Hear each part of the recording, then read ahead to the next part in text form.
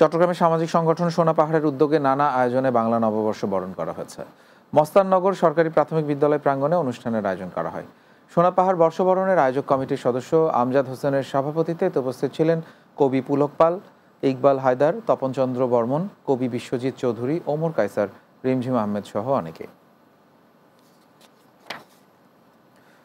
চট্টগ্রামের বোয়ালখালী বৈলতলী এলাকাবাসী ও প্রবাসীদের উদ্যোগে তাফসিরুল কোরআন মাহফিল অনুষ্ঠিত হয়েছে।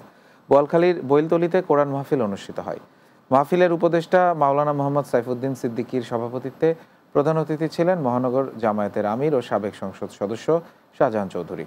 এ সময় বক্তব্য রাখেন শাইখ মোহাম্মদ জামাল উদ্দিন, মামুনুর রশিদ নুরি, ডাক্তার খোরশেদ আলম সহ অন্যরা।